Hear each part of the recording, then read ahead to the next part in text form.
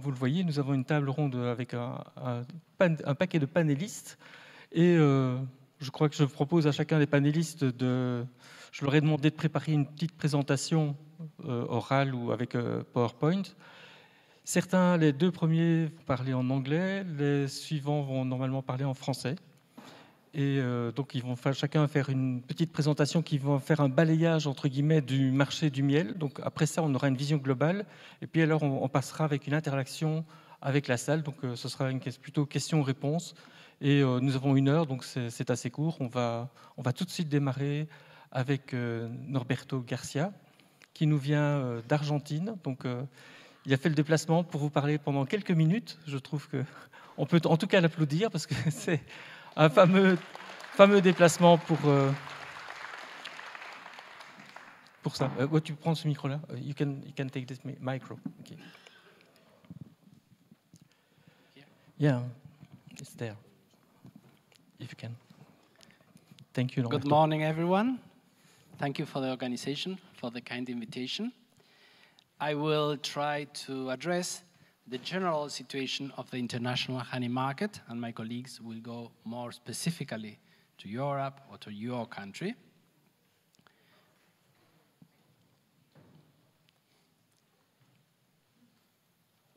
This chart will show you how is the honey demand all over the world, how it has been growing all around the world.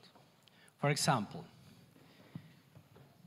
globally, each year, as you can see in the equation here, let's see if I can, no, I cannot point it.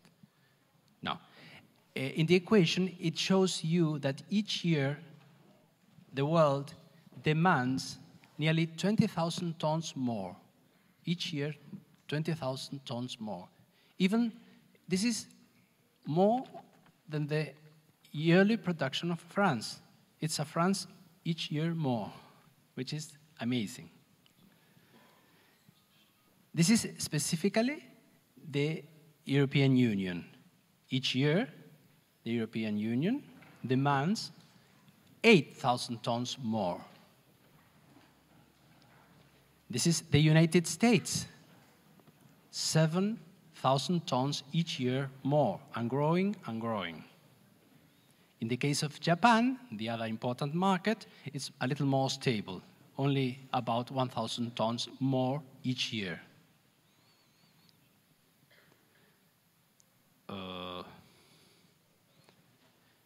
This chart shows some increases. The global population, the human population, has increased during the last 10 years around 11%. Honey production has grown more or less the same than human population, about 10% in the last years, because it's difficult to increase honey production. But look at honey exportations. They have grown 50%. So where does this honey come from? It doesn't seem to come from the hives because production only increased 10%. There's something more. This is an estimation of honey fraud around the world.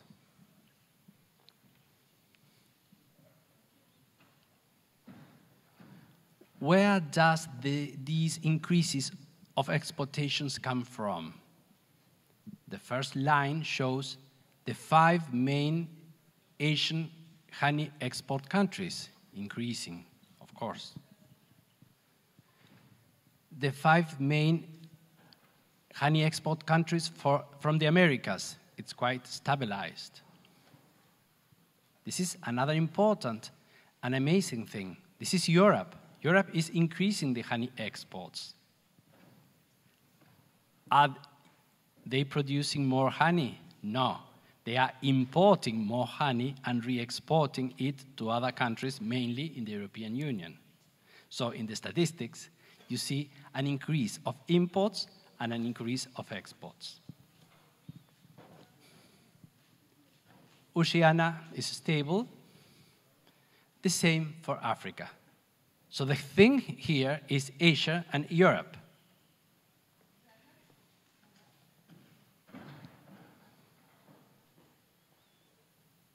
Where does the honey come from Asia? China, increasing, and please see the last 2 years after the pandemic, after COVID. See the last 2 years. This is what we are seeing now. I don't know, I cannot, it seems that I cannot. Please see, I'm sorry, thank you, Etienne. See this, the last 2 years. I do not have complete 2022 because it's not complete, but I can anticipate you that it continues increasing. This India, Vietnam, both of them increasing, Thailand and Taiwan. China mainly focused in Europe and Japan. Vietnam and India mainly focused in the US market.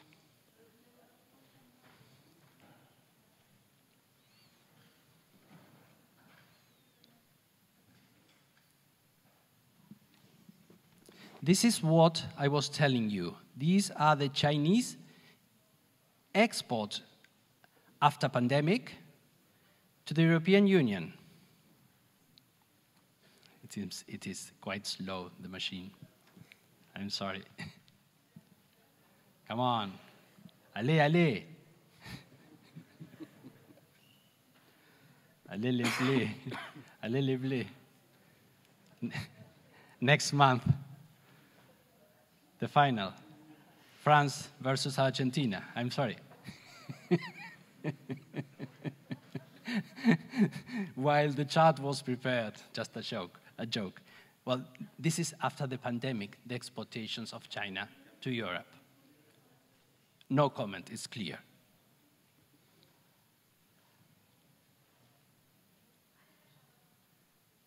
Well, what's happening inside Europe? This is Ukraine. Spain, light increase. Belgium, Polonia, and Portugal. Here you have the 5 countries that have been increasing the exportation. Of course, previously increasing the importations. Why is this happening?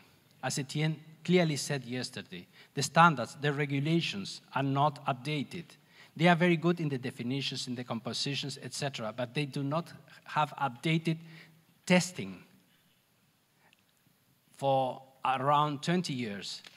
And cheaters have developed new syrups that cannot be detected by normal testing. So there is a lot of work, and there is a lot of work regarding traceability. We have to develop online traceability systems. And the new thing, compared to 50 years ago, that there is a collusion between sellers and buyers. 50 years ago, the honey adulteration was a problem in the origin. But now there is collusion between who sells and who buys. The business is good for both, and that's the biggest problem. What we have been doing to improve these things, in Apimondia, we have developed and published the Apimondia Statement on honey fraud. That means what has the international community of beekeepers said about what is legal and illegal in honey production, and has introduced to the multiple tests that now are needed to test honey purity and authenticity for the first time. In the United States, I have been integrating and chairing an international panel of experts that has published last year the first updated honey identity standard. Okay? In this case, a group of 10 international experts produced a new standard, and now we are working on a guide, on a honey guide or honey guidance to prevent honey fraud with multiple tools, not only testing, traceability, audits, economic anomalies, the complete toolbox to protect honey purity, which will be published by the end of this year. As a conclusion, the United States now 90% of honey imported is under an investigation of anti-dumping. That has increased the prices for the United States imports. And they do have in place a traceability system audited by a third party, which I think should be needed in Europe. In Europe, I will try to be humble and say, I think your resolution has to be updated. And I know there are big efforts in that direction. And a new traceability system, stronger, has to be put in place and audited by third party, and with well-trained auditors. Cheap honey increasing, cheap honey imports increasing, and this is the end for all beekeepers, believe me.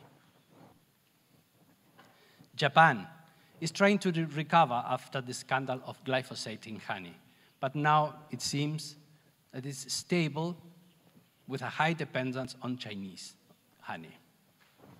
Merci beaucoup. Merci Norberto pour cette présentation très intéressante du marché international. On va maintenant demander à Robert Klebo de prendre la suite, nous présenter. Robert, lui, il nous vient de Slovaquie, il est professeur à l'université là-bas en agronomie et il est spécialisé en apiculture. Il est naturellement président de la région, régionale, de la commission régionale d'Apimondia au niveau Europe. Et Norberto, j'ai oublié de vous préciser, était le président de la commission économie Apimondia. Okay. Good morning to everybody. Happy to be with you here. As already mentioned, I work as a commissioner of Apimondia for Europe. There is no time to speak about all the problems of European beekeeping. Just very shortly, what we do in Apimondia, that we are dealing also with other problems like pest diseases, changes in land use, pesticide contaminants, honey market, education and research. But I think there is no time slot to speak about it more.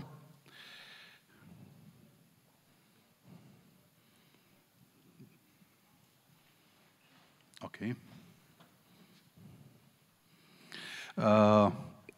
2 years ago, we have organized in Slovakia, where I come from, 2 conferences about keeping bees without the chemical inputs and also about the honey fraud industry.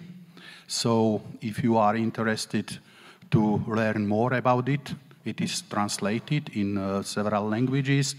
These presentations are still available on our webpage. Yes, we have to face in Europe also some changes in agriculture. As you know, the traditional family-based business is disappearing in Europe. I have found a sentence that every 3 minutes, one small farmer in EU leaves this way of living. So that means that the agriculture will be more and more industrial. And the constant climate change and its heavy consequences on the production, intensification of agricultural production via chemical inputs, and strong imports from outside will surely affect the European beekeepers.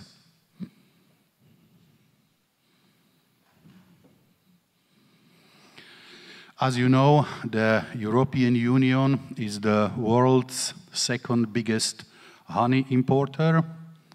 This bloc imports around 30% and exports about 6% of all internationally trade honey. The European Union is just 60% self-sufficient in honey. And honey production inside the European Union is becoming more and more expensive. Average production cost of honey differs across the countries. Yeah, the cheapest costs has the countries of eastern part, and they increase towards the west. But let's say that nobody in European Union is able to keep the cost less than €3 per 1 kilogram of honey. So the production cost for 1 kilogram of honey are here €3 per kilogram. In France, for example, it is expected to be around €5. So these are prices which limits selling of our honey production. You have also the map of the density of managed hives in Europe. So we have a country when we have more hives and less hives. And the cost of trading honey is quite low. Last year, the cheapest honey to European Union came from China, Ukraine, and Vietnam. Those countries are able to sell the honey for less than €2. And there were years when they were able to import here the honey for the prices close to €1 per kilogram.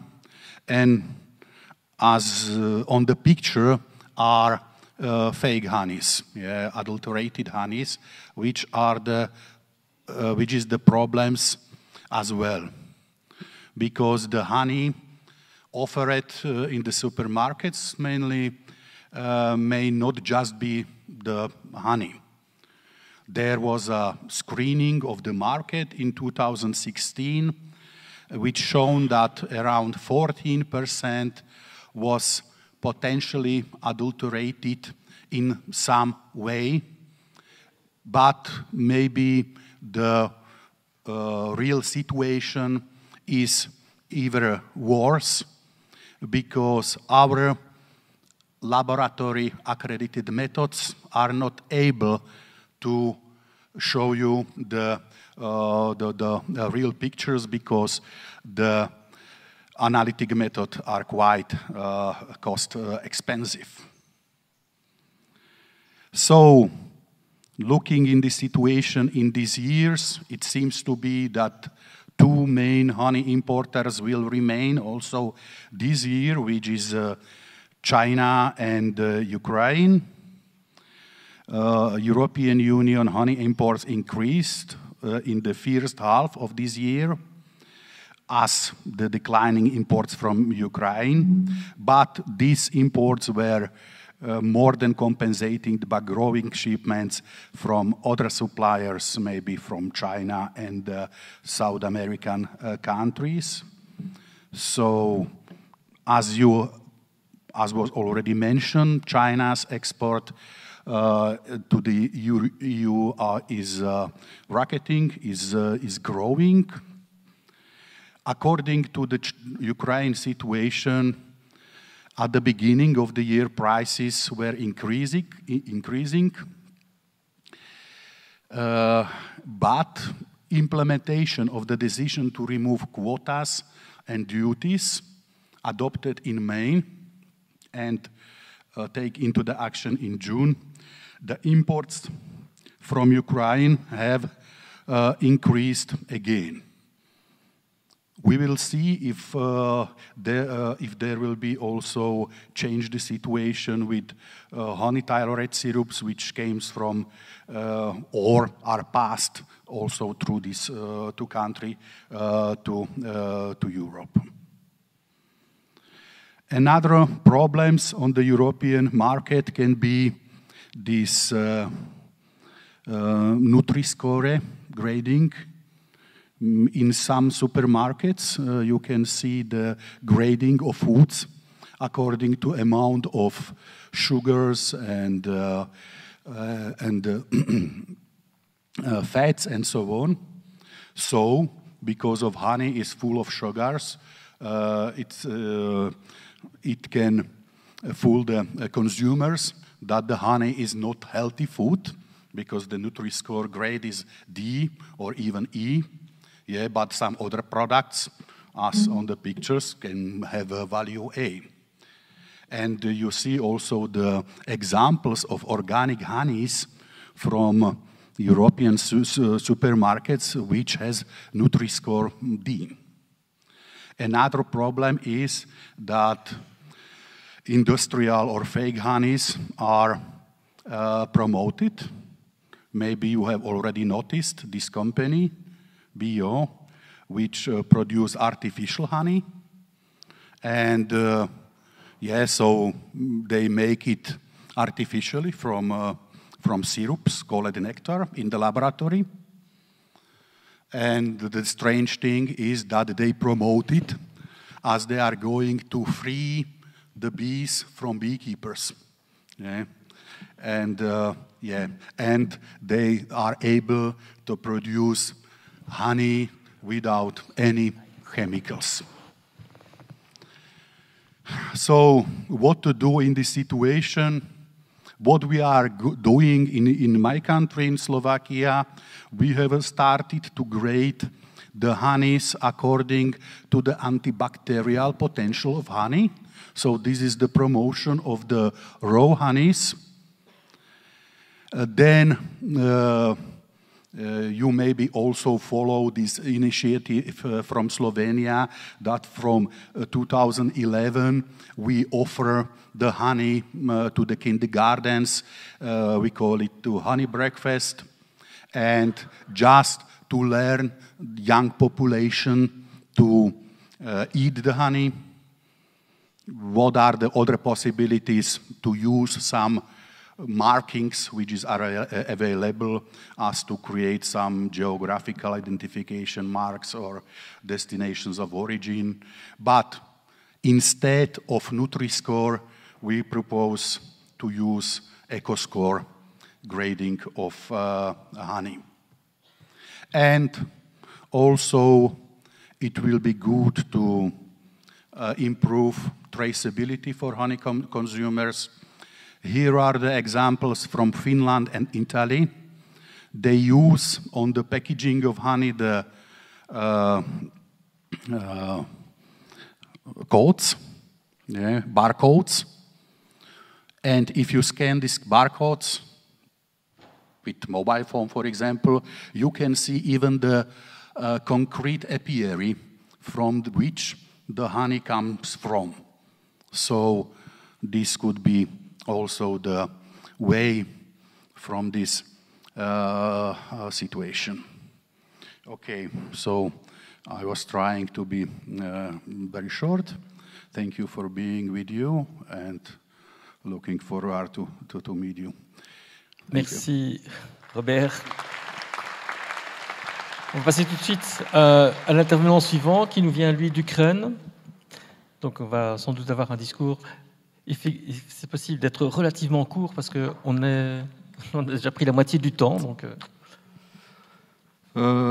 bonjour à toutes et à tous. Donc, je m'appelle Dmytro Kouchnir. On est très serré au niveau du timing, donc je vais être vraiment bref. Je vais essayer donc aujourd'hui de vous présenter la place de l'Ukraine de manière extrêmement courte dans cette configuration du marché du miel mondial. Tout d'abord, je souhaiterais remercier les organisateurs du congrès de leur invitation. Pour moi, c'est une chance et puis c'est quelque part un miracle aussi de pouvoir être avec vous parce que vous connaissez tous la situation en Ukraine et donc j'ai fait un voyage assez complexe pour être là. Donc, juste quelques mots sur nos activités. Donc nous avons, je suis producteur, je ne suis pas apiculteur, mais nous avons une petite société de production en Ukraine qui qui est une toute petite coopérative de 6 ruchers et situés dans les différentes régions de l'Ukraine. Et de nos 6 apiculteurs, aujourd'hui, 4 sont à la guerre. Donc l'entreprise ne fonctionne pratiquement plus. Ensuite, moi, personnellement, j'interviens en tant que consultant dans le commerce international du miel. Je suis à la charge de la section miel à la CCI d'Ukraine et puis je suis également expert en indication géographique du miel en Ukraine. Donc ça, on va passer. Juste quelques mots. Alors, pardon. Rapide sur le marché. Oui, rapide sur le marché. Alors, l'Ukraine généralité, on va passer. Je pense que vous êtes au courant de ce qui se passe. Donc, le marché. Donc, l'Ukraine, ce qu'il faut savoir sur l'Ukraine, c'est que l'Ukraine s'est positionnée en tant qu'exportateur sur le marché mondial du miel à partir de 2013 à peu près. Et ça s'explique par le fait que notre plus grand marché d'exportation, qui était la Russie ou les autres pays de l'ex-Union soviétique, était fermé en 2014. Donc l'Ukraine s'est retournée vers d'autres débouchés. Un trait caractéristique du marché du miel en Ukraine, c'est que c'est une activité historique des Ukrainiens qui remonte à l'aube des âges, mais aujourd'hui, ce n'est pas tout à fait encore une filière économique. Enfin, c'est le cas, mais cette filière, elle est encore relativement mal structurée. C'est-à-dire qu'il y a énormément d'apiculteurs, il y a énormément d'intervenants, mais on n'a même pas de chiffres précis sur le nombre d'apiculteurs en Ukraine. On estime le nombre d'apiculteurs à 400 000, mais ça peut être plus, ça peut être moins, on ne sait pas. Les apiculteurs, ce sont dans la grande majorité des cas, 95% des cas, ce sont des amateurs qui sont dans leur village, qui ne souhaitent pas se manifester, qui ne souhaitent pas être enregistrés où que ce soit, et qui se cachent et qui font leur travail en toute discrétion. Ce qu'on sait, c'est que l'Ukraine exporte beaucoup, hein, ça a été déjà dit. Le record a été battu en 2020 en 2020 et cette année, donc je vais peut-être dire un petit mot sur la situation actuelle du marché dans le contexte de la guerre. Aujourd'hui, à peu près 15% du territoire ukrainien est occupé. Ce chiffre diminue, heureusement. Donc ce qui se passe aujourd'hui sur les territoires occupés, on ne sait pas, ou on a du mal à savoir. Beaucoup de ruchers sont abandonnés. Beaucoup d'apiculteurs sont au front, mais en même temps, ce qu'il faut noter, c'est que l'Ukraine, de manière, même pour nous, de manière inattendue et étrange, s'est complètement retournée à la nouvelle réalité. Et le reste du pays fonctionne presque normalement. Donc il y a des entreprises qui fonctionnent, les apiculteurs qui travaillent, les sociétés de transport qui fonctionnent, etc. Donc il ne faut pas penser qu'en Ukraine, il n'y a rien qui marche. C'est pas vrai.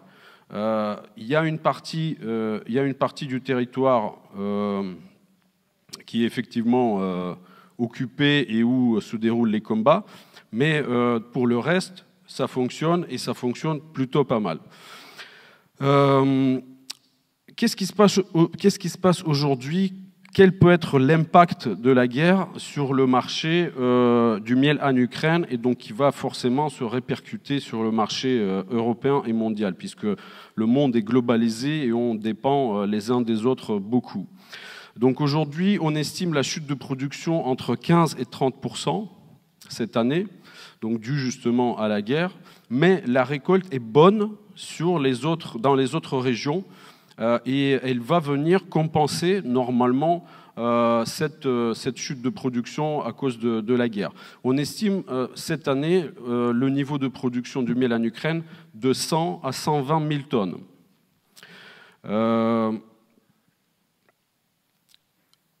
Donc la guerre apporte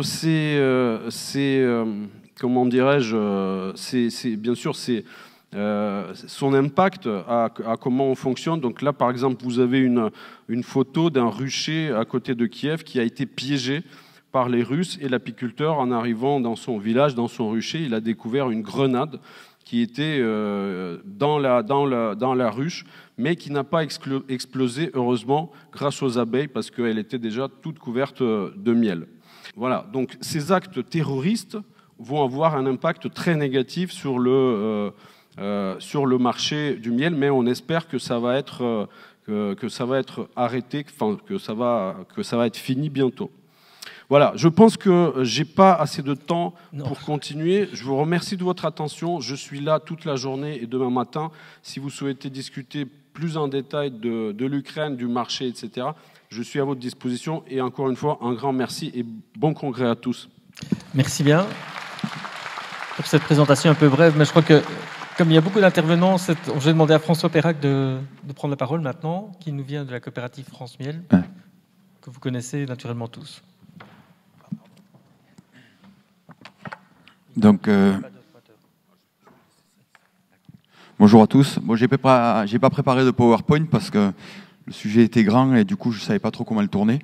Je voudrais vous faire juste, moi, plutôt me concentrer sur ce qu'on pense de la production française aujourd'hui. Vous parler un petit peu du système coopératif et de le fonctionnement de notre coopérative. Donc, je vais commencer par la production. Alors, en partant du printemps, alors je vais segmenter les deux zones, c'est-à-dire le nord et le sud, parce que malheureusement, avec ce qui se passe climatiquement aujourd'hui, on voit vraiment des écarts significatifs se creuser. Donc, aujourd'hui, je vais commencer donc, par la moitié sud. Donc, moi, je suis apiculteur aveyronnais, c'est pour ça que c'est la partie quand même que je maîtrise le mieux. Donc, en gros, on démarre avec un printemps avec une gelée un petit peu tardive, mais qui a quand même pas trop fait les dégâts qu'on a eu en 2019, où vraiment, ça avait vraiment esquinté toutes les floraisons. Là, donc, on démarre avec un printemps où il y a à peu près des mielés un petit peu partout dans le sud de la France. Les ruches, elles se portent relativement bien, avec une petite mielée de colza qui est jamais énorme de toute manière dans le sud, mais il y a un petit peu de colza. L'acacia n'a pas bien fonctionné, donc dans le sud, où elle a duré que très peu de temps. C'est-à-dire qu'en fait, il y a eu le problème qu'en fait, il y a eu les premières canicules qui sont arrivées relativement tôt, avec ça fait un coup d'arrêt clairement sur l'acacia, qui a marché que 3-4 jours. Donc en fait, ça n'a pas très bien fonctionné, mais ça continue à faire du miel et du mielat. Dans le sud-est, il s'est fait beaucoup de mielat, ce qui est quand même un problème de développement pour avoir des belles ruches pour attaquer sur les mielés d'été, c'est-à-dire style lavande. Donc on a continué la saison, et là, les canicules sont arrivées, ce qui a assommé quand même pas mal de ruches, ce qui fait que les productions derrière, non seulement on n'a pas eu des belles ruches, mais les productions style châtaignier ont été très très courtes. Châtaignier et lavande, donc excepté le secteur de la Drôme qui a réussi avec la vallée du Rhône à peu près à s'en sortir sur une floraison de lavande normale, le reste a été vraiment entaché par des faibles productions et surtout avec des lavandes pas belles du tout, puisque avec beaucoup de miel là-dedans, donc en fait on aura beaucoup de déclassements sur le sud-est de la France au niveau des lavandes. Donc en fait, et le tournesol derrière a fini avec une toute petite production sur le Lauragais, donc c'est le bassin toulousain, et le Gers, parce que pareil, quoi, les canicules, le tournesol qui avait poussé avec le sec, donc on a vraiment ressenti des difficultés au niveau des productions sur la moitié sud de la France, dont on pourra dire que c'est vraiment une année vraiment pas bonne, ou alors pour arriver à faire du miel, il fallait vraiment s'accrocher aux branches, quoi. Et par contre, du coup, on attaque plutôt sur la moitié nord, où, alors attention, je précise bien, c'est par poche quand même, c'est pas non plus tout le monde qui a fait du miel partout, mais quand même, il y a eu des productions de colza dans le centre, Bourgogne-Franche-Comté et autour de Paris, production de colza qui peut avoir été exceptionnelle.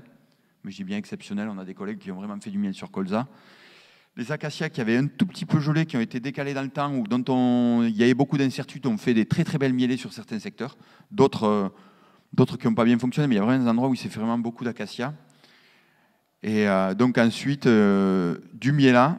Il s'est fait du mielat à peu près jusqu'au 15 juin. C'est-à-dire que moitié nord de la France, ils ont fait d'énormes productions à peu près jusqu'au 15 juin. Au 15 juin, quand on a attaqué donc, les mielés d'été, c'est-à-dire châtaignier, tilleul et donc mielat de sapin, là par contre, après, tout a tourné dans le mauvais sens. Je veux dire qu'à peu près partout, excepté peut-être quelques poches, mais à peu près partout, ça a été mauvais, quoi. Voilà, donc dans l'ensemble, je pense que si on ramène entre le nord et le sud, ça peut faire une production moyenne normal, mais c'est qu'une impression de ce qu'on a de retour de la production, sachant qu'il y a des coins qui souffrent et des coins qui tirent leur épingle du jeu de l'effet climat, quoi. Donc je veux dire, il est évident qu'aujourd'hui, si ça devient une tendance, ce qui a l'air de se dessiner au niveau du climat, la difficulté pour les apiculteurs à avoir des productions régulières va vraiment, ça va vraiment être difficile d'imaginer des schémas réguliers de production, quoi. Après, avec d'énormes disparités, quoi. Voilà. Donc c'est pour ça que je pourrais annoncer un peu des chiffres, mais si vous voulez, il y a trop d'écart entre les endroits pour imaginer quelque chose. Je vous explique juste une tendance. Après, moi, je vais vous parler du schéma, en gros, de la structuration au niveau national. Donc voilà, il y a des industriels, il y a quelques coopératives, et après, il y a des apiculteurs qui vendent un pot ou du demi-gros. Donc moi, je vais vous expliquer un petit peu le fonctionnement de notre coopérative. Donc on est 140 adhérents. On a l'outil de conditionnement qui est structuré dans le Jura. Donc on est 140 adhérents avec un maillage territorial. C'est pour ça qu'on a quand même pas mal d'adhérents au travers de la France. C'est ce qui nous permet quand même d'avoir à peu près tous les miels qui peuvent se faire sur le territoire à proposer à nos clients. Donc ça fait une approche intéressante pour nos clients. On peut vraiment amener des miels régionaux et des miels intéressants partout. Ça nous permet d'avoir des miels tracés, donc, puisque l'objectif de la coopérative, c'est d'aller quand même de la ruche au pot. La traçabilité, c'est-à-dire la blockchain qui peut se parler au niveau européen et qui va être intéressant au niveau mondial.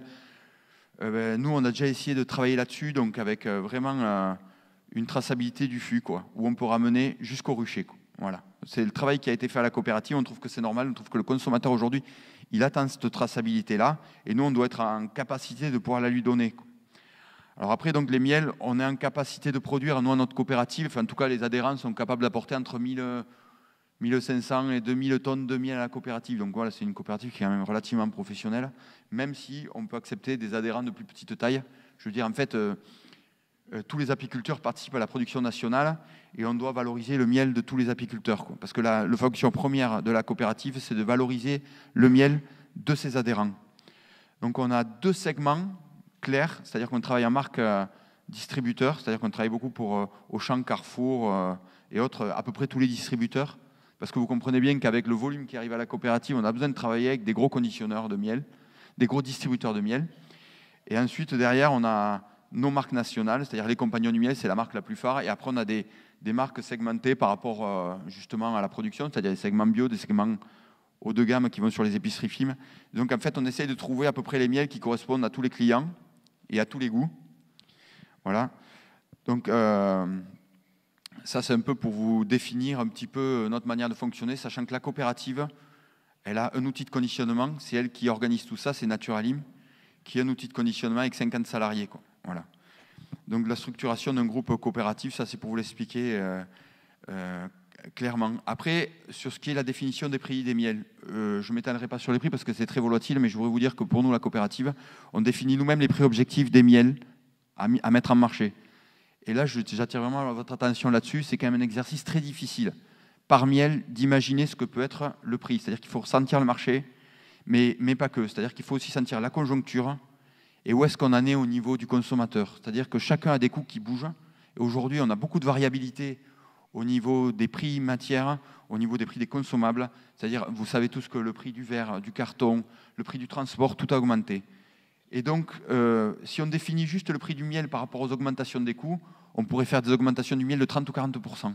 Or, aujourd'hui, le conseil de la coopérative, il a jugé que ce n'était pas raisonnable aujourd'hui d'imaginer de faire ce genre de choses. C'est-à-dire qu'on va ajuster des prix, on va essayer d'ajuster quelques petites hausses pour dire qu'on absorbe les surcoûts des exploitations, mais on veut rester raisonnable quant au prix du miel en marché, parce qu'aujourd'hui, il ne faut pas oublier qu'au bout, il y a le consommateur, et qu'aujourd'hui, on a de la chance en France parce qu'il se consomme du miel. On a les consommateurs consomment du miel et du miel français. Je veux dire, par rapport à certains pays européens, je crois que vous en parlez, il y a des Italiens, il y a des Espagnols ici, il y a la consommation qui baisse dans certains pays, ou alors qui baisse en tout cas au niveau national. C'est-à-dire, j'en parlais avec un Italien, la consommation de miel italien baisse parce qu'il est clairement concurrencé par le miel étranger, et aujourd'hui, c'est le prix qui prime. Nous, on a la chance d'avoir un consommateur qui ne se décroche pas trop du miel français. Je crois qu'il ne faut pas le perdre. Je crois qu'il faut qu'on soit raisonnable.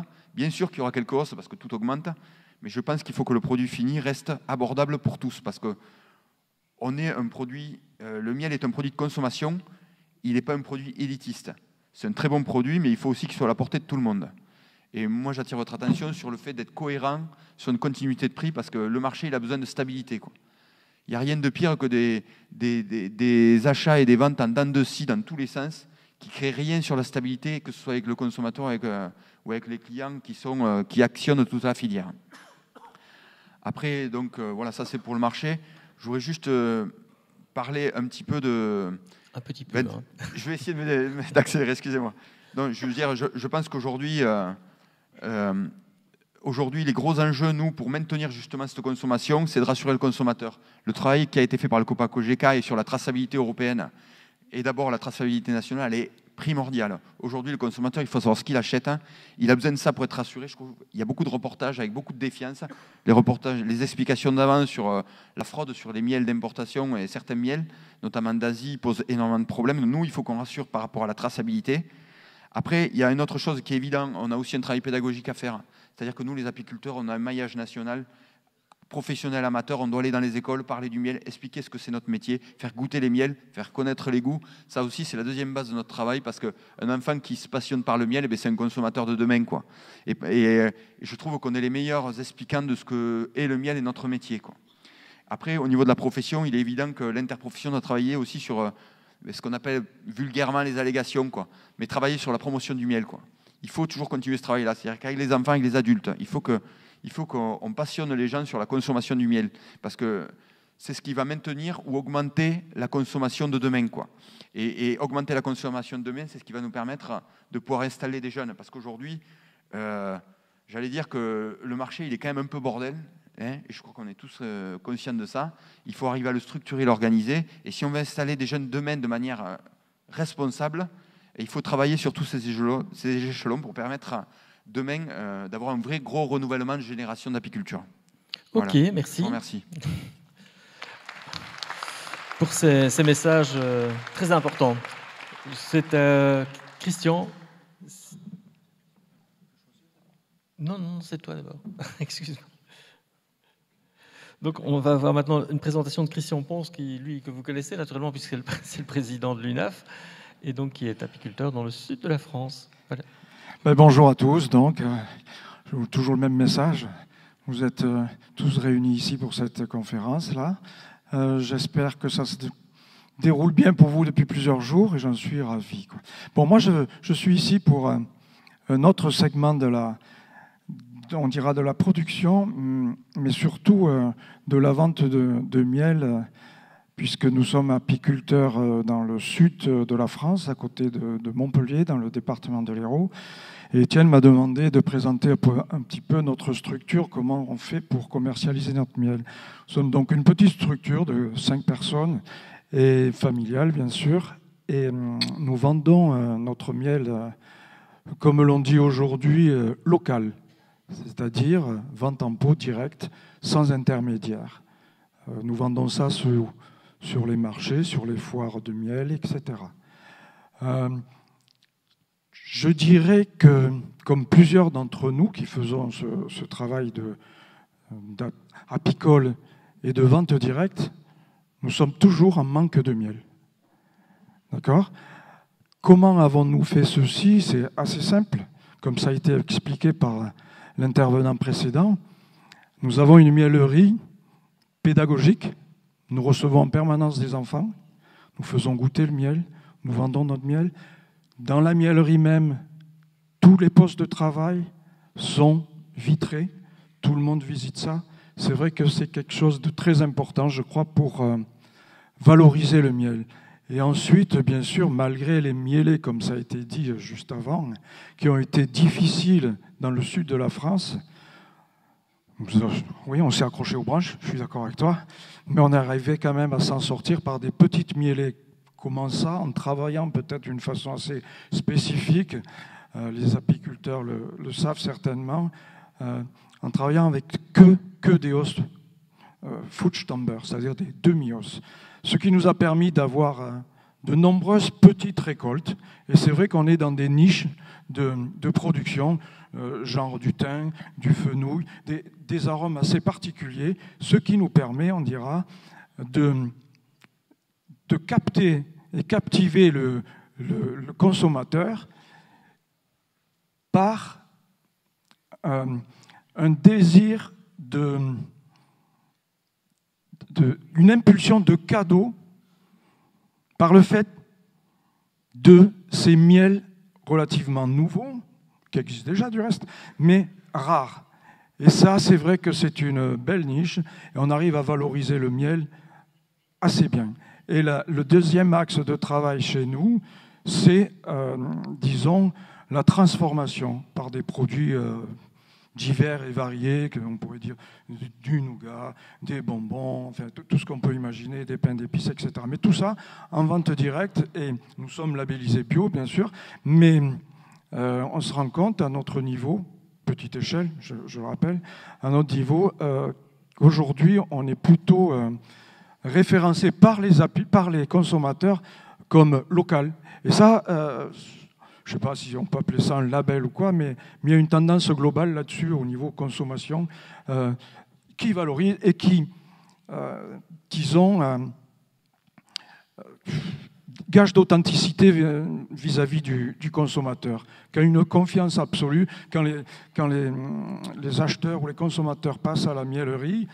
Bien sûr, ils voient les 4x4, ils voient tout ce qui se passe dans la miellerie, mais ils sont contents, heureux de venir, et ils savent ce qu'ils veulent d'avance. C'est-à-dire, ils ne repartent pas les mains vides, c'est pas un musée, la miellerie, ils viennent pour acheter, ils viennent pour goûter, etc. Et c'est vrai que je recommande à beaucoup d'apiculteurs de travailler, je pense, dans ce sens, pour ceux qui le peuvent, bien sûr, mais l'acte pédagogique de notre métier est très, très, très important actuellement. Un enfant qui a goûté du miel dans son bas âge, c'est vraiment un futur consommateur, et il connaît le miel. Je me demande, en écoutant un petit peu tout le monde, si on ne va pas dans ce sens qui me déplaît énormément, mais on n'aura peut-être pas le choix, s'il ne faudra pas aller dans ce qui est le miel et le faux miel, quoi, parce qu'il faudra bien des appellations quand même pour différencier ce qui est vrai et ce qui est falsifié. Alors voilà ce que je peux vous dire. Notre action sur la communication aussi est assez importante via les réseaux sociaux, etc. Mais nous commercialisons suffisamment notre miel. Je vous dis, on est toujours en rupture de miel différents. Voilà. Eh bien, tout grand merci, en tout cas pour ce message. Favorable à la vente directe. Maintenant, je vais demander à Philippe Leduf du Manoir des Abeilles d'apporter le troisième partie du volet, puis on passera à la position des consommateurs qui sera aussi extrêmement importante. Merci, bonjour. Je ne sais pas si tu as un slide à passer. Normalement, il y a un slide. Tu as un slide ? Voilà. Très bien.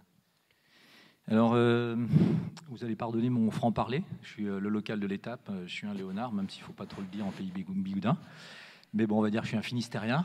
Je suis plutôt un taiseux, mais je vais essayer d'être aussi transparent que je peux sur ce que l'on met en place, nous, qui, je pense, en tout cas, répond aux problématiques actuelles. Ça va être le premier sujet de mon propos et qui fait ses preuves, puisque le marché, en tout cas, sur le marché conventionnel classique, il est plutôt à -6. Et on est plutôt à -20 sur le bio, mais nous, on s'en sort mieux que le marché. Et pourquoi on s'en sort mieux que le marché ? Je pense que ce que l'on met en place fonctionne bien.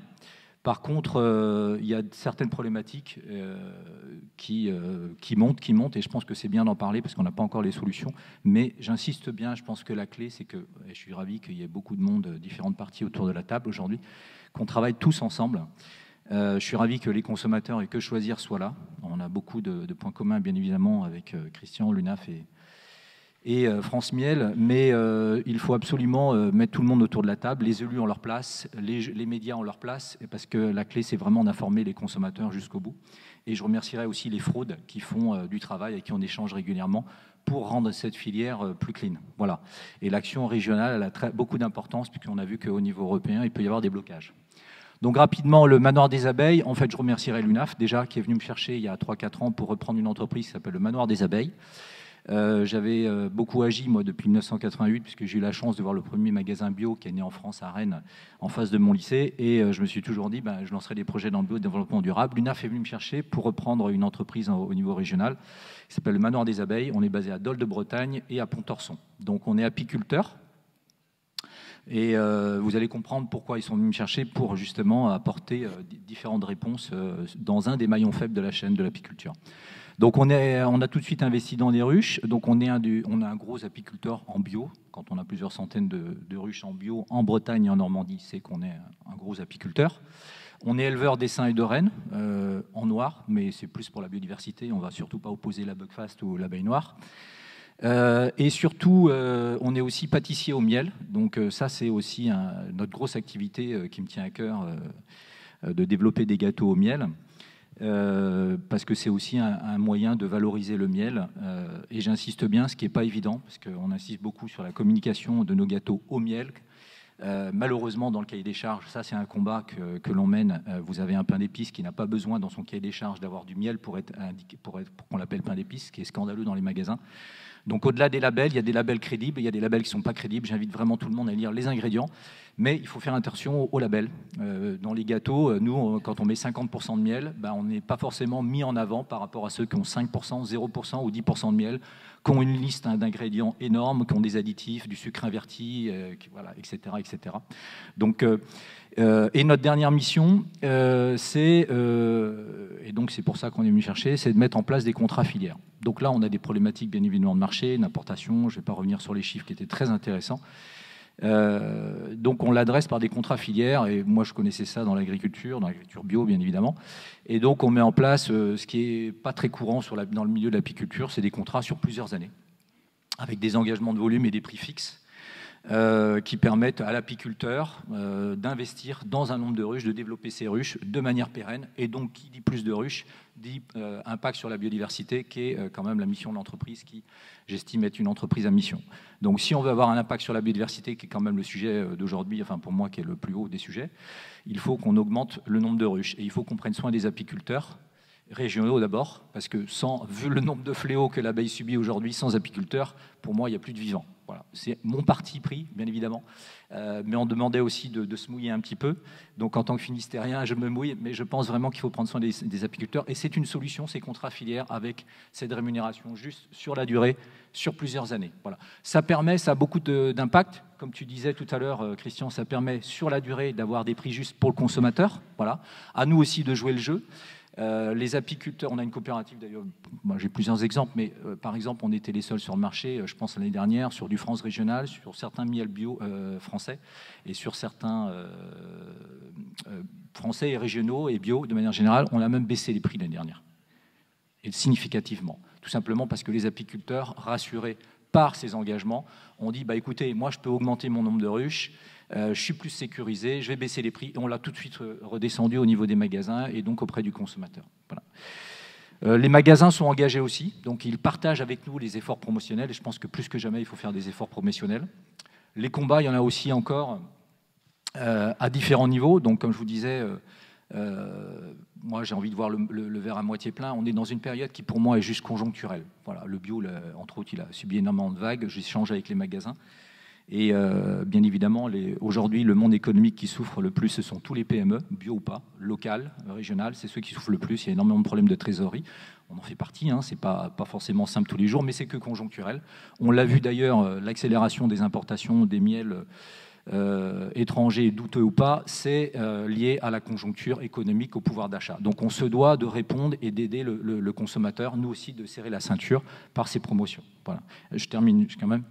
Le combat n'est pas simple, vous l'avez dit, vous avez soulevé un point important. Je dois un autre exemple, le Nutri-Score. On s'est battu pour le Nutri-Score pour que le miel sorte de la catégorie des sucres, parce que c'est une hérésie, au même titre que le fruit est sorti de la catégorie des sucres, le miel devrait être sorti. La France, il ne faut pas leur taper dessus, a en tout cas validé cette idée-là de la sortir, puisque c'est un bien. L'Europe a dit non. Voilà, donc c'est une hérésie. Il faut continuer le combat. Ça ne veut pas dire qu'ils aient dit non aujourd'hui, mais ça, c'est hyper important parce que c'est une hérésie. Ce qu'on a vu, on a vu du benko avec du A et on a vu le miel avec du D. Enfin bref, quand vous avez un pain d'épices avec 50% de miel et quand vous avez un pain d'épices avec du sucre inverti, c'est pas du tout la même chose. Voilà, donc on va encore plus loin, bien évidemment. Il faut aussi plus d'apiculteurs avec une logique. On n'oppose pas le conventionnel et le bio, bien évidemment, mais on est à l'origine avec l'UNAF et le CETA 44, donc de la première école avec une option bio en France. Donc ça, c'était aussi pour pouvoir proposer autre chose. Le label bio, il a sa crédibilité. On est aussi produit en Bretagne, ça a sa crédibilité. C'est un réseau important qui aussi donc peut apporter sa pierre à l'édifice. Je remercie tous les parrains des syndicats apicoles et de l'UNAF qui cautionnent cette démarche et qui nous aident à tenir cette démarche sur la durée, parce qu'on n'y arrivera que tous ensemble. Il y a d'autres combats, vraiment, et je terminerai là-dessus.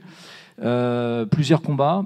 C'est beau d'être apiculteur bio, c'est beau de mettre des contrats filières et de faire des gâteaux avec des ingrédients français, sans conservateur, sans huile de palme, sans sucre ajouté et au miel, mais ça a un vrai coût. Donc ces contrats vont sur la durée, c'est des contrats qui vont de l'amont à l'aval avec les consommateurs. Donc j'invite vraiment les médias, les consommateurs et Que Choisir à informer là-dessus et à relativiser tout ce qui peut être dit et de fait. Donc on parle du Nutri-Score, on parle d'autres labels. Moi je poserai une autre question parce que là on ne l'adresse pas. Donc je rassurerai tout le monde vraiment. Je pense qu'en début d'année, les chiffres annonceront que la tendance sur le miel régional, le miel français et le miel bio va monter, puisque là, les chiffres que j'ai du mois d'octobre, on est de nouveau sur une croissance dans les magasins bio, entre autres, et du miel en général, régional. On accompagne sur beaucoup de promos. Mais par contre, on a une problématique qui monte. Là, quand tu disais on n'a pas assez de miel en France, et aussi limiter les importations et donc baisser le prix avec plus de miel français pour répondre aux besoins du consommateur. On avait beaucoup de miel de colza avant, beaucoup plus qu'avant. On a des problématiques qui montent. Et franchement, si demain il faut polliniser avec des drones, on a un gros problème. Et je dis bien ça parce qu'on a de plus en plus de semences, le colza ou le tournesol entre autres, qui ne sont pas mellifères. D'accord ? Donc là, ça veut dire plus de biodiversité, impact sur le vivant. Voilà, je terminerai là-dessus, mais il y a une vraie problématique aussi. Merci, je suis désolé de pousser un peu. Mais je crois qu'il faut vraiment laisser du temps maintenant aux consommateurs. Et donc là, nous avons la chance d'avoir un responsable de Que Choisir, c'est Alain Bazot, qui est le président même de l'UFC Que Choisir. Écoutons un peu ce que nous disent les consommateurs. Bonjour à tous. Vous savez comme moi qu'un marché n'existe pas sans les consommateurs. Il en va de tous les marchés comme du marché du miel. Aussi, je voudrais remercier les organisateurs d'avoir convié l'UFC Que Choisir. Première organisation de consommateurs de France et 5e par son importance dans le monde. Je tiens à le dire, nous sommes une organisation représentative. Donc merci à l'UNAF, d'autant qu'avec l'UNAF, je voudrais le dire, nous menons des combats communs, notamment le combat sur la transparence. Je le souligne car c'est assez rare que mon organisation trouve des terrains d'entente avec des milieux professionnels. Donc c'est une bonne chose. Les temps changent. Et quand je dis les temps, je ne parle pas que du climat. Je parle des exigences aujourd'hui des consommateurs. Aujourd'hui, le consommateur a besoin de transparence. Il a besoin de savoir ce qu'il mange, ce qu'il y a dans les aliments qu'on lui propose à la vente. Il a besoin de savoir d'où ça vient. C'est une exigence extrêmement forte, de plus en plus puissante et tout à fait légitime. Sur la composition des aliments, je n'avais pas prévu d'en parler, mais je vais faire un petit commentaire sur ce que j'ai entendu précédemment. Combattre le Nutri-Score, ça ne devrait pas être votre combat. Le Nutri-Score, c'est un outil de lutte contre le marketing. C'est un antidote contre les produits ultra transformés. On vend aux consommateurs avec un packaging, un marketing de la publicité. On vend des produits ultra déséquilibrés, ultra transformés, très sucrés, ou trop salés, ou trop gras. Et le consommateur n'a pas, alors qu'on est dans un contexte de développement de l'obésité qui nous vient des États-Unis, qui se développe en France, qui se développe en Europe, c'est un outil majeur pour la santé publique. Et donc je ne comprends pas que des professionnels, y compris les professionnels du miel, passent leur temps à essayer d'empêcher ce Nutri-Score. Ce Nutri-Score, vous devez assumer que le miel, il est sucré. Il est sucré. Et le fait d'avoir une note D ou E, ce n'est pas un scoop pour les consommateurs. Ils savent très bien qu'en mangeant du miel, ils mangent du sucre. Tout comme quand ils mangent du foie gras, ils mangent du gras. L'enjeu, il est pour tous les autres produits. Et quand on me dit qu'on compare du Nesquik ou je ne sais pas quoi au miel, franchement, quand le consommateur il est devant les rayons, il n'est pas en train de se dire est-ce que j'achète du Nesquik ou est-ce que j'achète du miel. On fait une comparaison de deux rayons qui n'ont strictement rien à voir. Donc je vous dis que votre bataille, comme je l'ai dit tout récemment au président des organismes de jus de fruits, qui ne tolèrent pas que le jus de fruits, certains jus de fruits aient le même score que le Coca-Cola. Votre combat, il est sur l'authenticité de votre produit, sur le fait qu'il est non transformé. C'est ça votre cheval de bataille. Et donc, n'allez pas sur le terrain d'un enjeu majeur de santé publique. C'est un mauvais combat. Je vous l'ai dit, j'allais dire les yeux dans les yeux. Donc, composition, origine. L'absence de visibilité sur la composition des produits, sur l'absence d'origine, cette opacité est le terreau de la fraude. Il se trouve que le produit du miel ne brille pas en termes d'exemplarité, car ça fait partie des produits les plus fraudés qui sont mis sur le marché. Je ne vais pas faire tout l'historique des contrôles qui ont eu lieu. En 2015, il y a eu une alerte de la Commission européenne qui, sur son échantillon, 32% des miels étaient non conformes. La DGCCRF, notre administration répression des fraudes en France, la même année, avait fait une enquête. C'était 40% des miels qui étaient non conformes, soit avec des ajouts de sucre pour les miels importés, soit d'origine fausse, francisation des miels alors qu'ils viennent de Chine, par exemple. Et puis, évidemment, mon organisation n'est pas en reste. On avait fait un test en 2014. On en a refait un tout récemment, octobre 2021, que nous avons publié. Et on a trouvé un pourcentage encore de miel où on trompe le consommateur sur la nature des fleurs, ou encore qui ne respecte pas les règles de fraîcheur sur le taux d'acidité enzymatique, ou encore 17% des miels avec du sucre ajouté. Donc de miel, on va dire, frelaté. Ce taux de fraude n'est bien sûr pas acceptable. Il nuit à la réputation de votre filière, de votre profession. Ça n'est pas admissible. Alors que, vous le savez, le miel bénéficie d'une sympathie, d'un élan tout à fait considérable chez les consommateurs. Il est censé être naturel, noble. C'est un produit non transformé, à part par les abeilles elles-mêmes. C'est dire si l'ajout d'objets, de substances, de composés qui sont les marqueurs traditionnels de l'industrie et de l'ultra-transformation, il est dire si cela est une menace pour vous sur l'attente des consommateurs en termes de naturalité et d'authenticité. Alors, s'agissant de l'origine, que dit la législation européenne? Je ne vais pas vous l'apprendre. L'indication du pays d'origine est obligatoire, sauf, il faut toujours aller chercher l'exception, sauf pour les miels en mélange. Et dans ce cas, le consommateur a une information extrêmement précieuse sur le pot.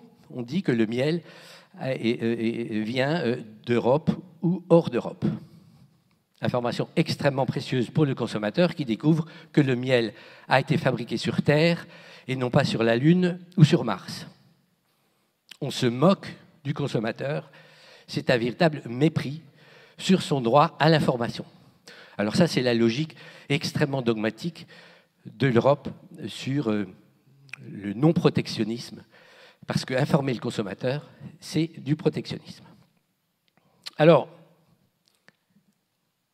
on sait que le cadre légal en France a évolué tout récemment. Décret d'avril 22 est applicable au 1er juillet. Que dit cette nouvelle réglementation française? C'est que les miels en mélange conditionnés sur le territoire national, il va falloir maintenant donner le détail de l'origine des miels qui composent ce mélange, et ça dans l'ordre décroissant de la présence, de la quantité de ces miels. Donc évidemment, c'est pour nous une avancée salutaire vers plus de transparence, plus d'informations sur l'origine, et donc nous la saluons. Évidemment que nous serons parmi les organismes, il y a la DGCCRF, mais notre organisation, nous serons là pour, à l'occasion, évidemment, vérifier que cette nouvelle disposition s'applique. Nous ferons des tests, des relevés. On a déjà fait un petit sondage. On a vu qu'il y avait quand même quelques opérateurs, y compris des entreprises familiales, qui jouent le jeu de la montre, c'est-à-dire ils sont dans les clous sur le plan de la législation. mais il l'applique le plus tard possible et on a encore dans les rayons des offres de miel où on donne cette information précieuse que c'est fait en Europe ou hors d'Europe. Donc voilà, puisqu'on n'a pas beaucoup de temps, rapidement, le message que je voulais vous délivrer et vous dire qu'il y a un autre combat commun qu'on a avec l'UNAF. J'ai entendu l'appel du président à l'inauguration de votre congrès sur la nécessaire et l'indispensable sortie de dépendance de l'agriculture aux pesticides. Évidemment que c'est un combat fort que nous menons à l'UFC Que Choisir. Il y a des enjeux majeurs, y compris, et évidemment, vous en êtes conscient, pour la production de miel avec des abeilles. Nous tenons évidemment, les Français aiment le miel, mais ils aimeraient pouvoir toujours compter sur du miel qui est du miel d'abeilles, et donc qui est du miel de fleurs. Et moi, j'ai toujours été surpris, et maintenant j'ai compris, il y a certains pots où on met miel de fleurs. Il faut croire qu'il y a du miel qui n'est pas de fleurs. Ben oui, mais sauf que les consommateurs ne le savent pas. Il va falloir sans doute que les consommateurs le sachent. Du miel qui est fait par la chimie, avec l'amidon de riz, bon, etc. Vous connaissez ça sans doute mieux que moi. Mais voilà, l'enjeu, encore une fois, et je reconclue là-dessus, sur la transparence, qu'est-ce qu'il y a concrètement dans mon pot que j'achète? Il y a l'enjeu prix. Mais je veux dire, vous savez, le consommateur, il y a un consentement à payer plus cher quand on a la garantie de l'authenticité. Et on voit bien que les produits sous label ont tendance à tirer mieux leur épingle du jeu. On le voit dans tous les domaines. Le lait se vend mieux quand il fabrique du fromage de comté. Et je pourrais multiplier les exemples de filières qui se portent mieux parce qu'ils garantissent l'authenticité. Donc ce combat-là, je pense que vous avez à le mener, vous le menez.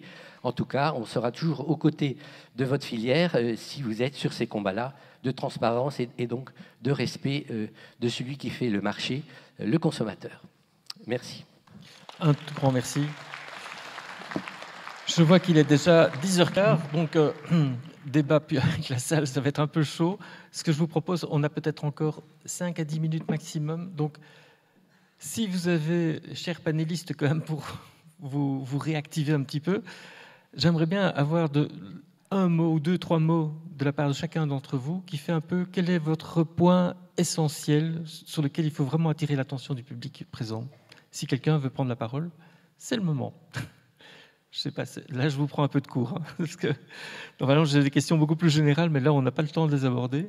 Quels sont vraiment pour vous, bon ici je viens d'entendre vos messages, à la limite un message comme la traçabilité, la clairvoyance, enfin prendre conscience du besoin du consommateur, c'est vraiment quelque chose d'essentiel, et c'est avec le consommateur qu'on va devoir travailler, parce que c'est quand même notre client. Je ne sais pas si l'un d'entre vous veut prendre la parole. Oui, vas-y. Ah, ben prends le micro, hein. Il est en face de toi. Moi, je résumerais un mot, quoi. Le mot que tout le monde connaît, c'est confiance. La confiance, elle est pas. Il faut deux parties pour avoir confiance, c'est-à-dire le consommateur qui a confiance à l'apiculteur qui a confiance au consommateur. Parce que ça, c'est quelque chose de primordial, avoir confiance au consommateur. C'est réciproque. Et je dirais que ça. Je dis, le mot confiance, pour moi, est quelque chose d'essentiel, quoi. Voilà, c'est tout ça. Mais merci, c'est super. Quelqu'un d'autre, une autre intervention? Norberto? Thank you. I would like to adhere to the word trust, and I would add enforcement by authorities. That is also needed and much. Merci. Je vais rebondir sur ce que tu viens de dire. Oui, on parle des autorités dont tu parles, donc je pense que notamment les élus. Et oui, ça passe par les élus et surtout tous ensemble. Parce que c'est vrai qu'il faut aller au-delà de nos diversités. Heureusement, ici, autour de la table, on a beaucoup d'engagements communs qui vont de la fourche à la fourchette ou du pot, enfin de la ruche au pot, comme tu dis. Voilà. Et donc, je remercierai d'ailleurs les élus régionaux. C'est une première quand même. On devrait avoir un plan 2023, plan abeille, qui est à l'origine avec l'UNAF, le Manoir des Abeilles et la région, et qui a pour but de rassembler tout le monde et justement d'aller de l'amont à l'aval, essayer de pérenniser, aussi de faire, et quand je dis rassembler, d'inclure les agriculteurs, parce qu'on les oublie dans la partie, mais ils sont hyper importants aussi dans la prise de conscience, jusqu'aux consommateurs. Ok, merci. Juste, ouais, en parlant, 2 secondes. Non, mais juste en parlant de coopération, en fait, nous, on travaille beaucoup avec la coopération et les coopératives agricoles. Et c'est vrai qu'à mon avis, il y a des combats qu'on peut déboucler, notamment sur l'utilisation de certains produits qui peuvent aider les pollinisateurs, c'est le plan pollinisateur, mais qu'on peut faire vraiment avancer. Mais il faut qu'il y ait tous les acteurs autour de la table. Et le monde agricole, il est primordial. Ok. Robert, you want to tell something more? Nothing. Okay. You want? Je pense que le dernier message qui nous a été adressé concernant la transparence et l'authenticité du produit, c'est le message clé de la filière dans le monde entier, parce que ça concerne absolument tout le monde. Le miel, effectivement, est un des produits qui est le plus, comment dirais-je, frelaté dans le monde, avec l'huile d'olive et le lait. Ça concerne absolument tous les pays. En Ukraine, on a exactement les mêmes défis et je profite de cette conférence, de cette table ronde pour lancer un appel aux institutions, aux professionnels en France, de l'amont à l'aval de la filière, à une coopération ensemble afin de faire face à ces défis. Et je pense que ça va être bénéfique pour absolument tout le monde et en premier lieu aux consommateurs qui est effectivement le driver, le moteur du marché sans lequel on ne peut pas exister. Voilà. Est-ce que vous voulez encore dire quelque chose ? Non, simplement, j'entends les différents responsables et professionnels mettent au cœur de leur enjeu le consommateur, et je pense qu'ils ont pas tort, c'est pas moi qui vais dire le contraire. Et c'est vrai que le concept de confiance, on le voit dans tous les segments de l'économie, le consommateur a besoin de confiance, mais la confiance, ça se mérite, ça se décrète pas, et donc il faut des opérations de vérité sur la nature, l'origine, comme je l'ai dit, et combattre le vrai miel du faux miel. Il faut toujours distinguer le vrai du faux, et vous devez nous aider à une absence de complaisance totale avec les margoulins qui s'immiscent en filière dans ce produit noble qu'est le miel, quand c'est du miel authentique. En tout cas, un tout grand merci. Peut-être maintenant la balle est dans votre camp, mais pas... Parce que bon, vous savez que la directive est sur la table, ici on a une directive sur le miel, justement, qui devrait normalement clarifier tous ces points obscurs dont on vient de parler, que ce soit la traçabilité, que ce soit un bon étiquetage, etc. Et là, c'est au niveau de vos parlementaires qu'il faudra agir, parce que ce sont eux qui vont pouvoir faire changer la situation. En tout cas, je tiens à remercier tous les panélistes qui ont fait vraiment un super travail, qui sont rentrés dans un cadre très très étroit. Je suis désolé de les avoir un peu cadrés, mais moi, je trouve qu'on a eu la chance d'avoir une espèce de kaléidoscope du marché du miel avec différents aspects qui étaient tous différents, mais qui apportaient vraiment une vision tout à fait globale du marché. Et c'est un marché comme ça qui est extrêmement riche, si on peut parler comme ça, et qu'il faut absolument préserver. Donc un tout grand merci à vous. Désolé de ne pas avoir pu interagir avec le public, mais ce sera pour la prochaine fois. Un grand merci.